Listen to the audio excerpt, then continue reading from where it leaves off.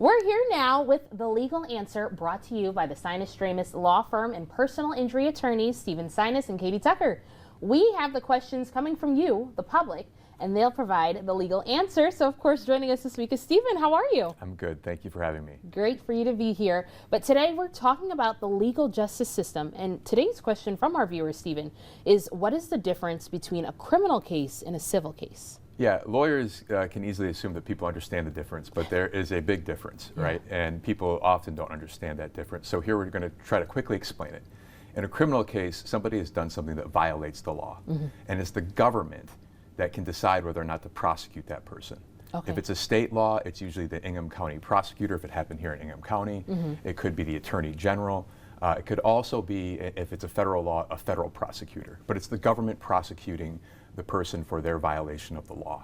Okay. In a civil case, it's two parties, two private parties, whether it be two individuals, it can be companies, but somebody is bringing an action against another person or entity because some wrong has happened. It can be a personal injury case, it can be a contract case, but anytime you have two parties just litigating between each other, that's a civil case. And so it's a big difference. The government's prosecuting the criminal case, individuals are bringing the civil case. And thank you for breaking that down, because like you said, I think a lot of times we get this idea that, oh, we all are aware of what the difference is. Right. But thanks for breaking that down. And you know what else, Stephen? We also often hear about the different names of courts. So tell us, what's the difference between a circuit court, district court, and appellate court? Yeah, so you have the district courts and the circuit courts, and that's where cases are first litigated. They're known as trial courts. Whether a case is filed in the district court on the criminal side depends on the type of crime involved. And in the civil case, it depends on how much money is in dispute. But you can also file cases in the circuit court. So there can be civil cases in the circuit court, and there can be criminal cases in the circuit court. Once those cases are resolved in the trial court, they can be appealed. And you have the Court of Appeals as the first level of appellate courts, and the Supreme Court is the highest level. Got it.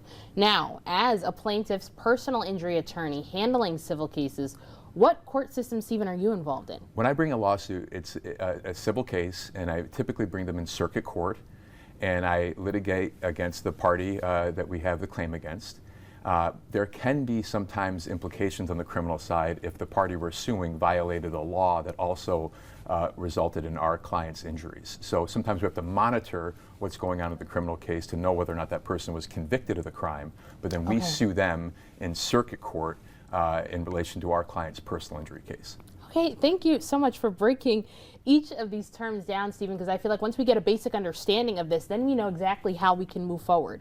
But I know this is only just the basis, so where can we get more information about personal injury law? Sinasdramis.com, SINASDRAMIS.com. We have lots of information there. There's plenty of other information out on the web, but just stay educated and understand that the system is somewhat complex, but you're better off if you know how it works. Yeah, you're right. It's very complex, but it's great that we have someone like you here to help break it all down. We'll have that information online as well as on Facebook this evening, so thank you for joining us. Thank you very much.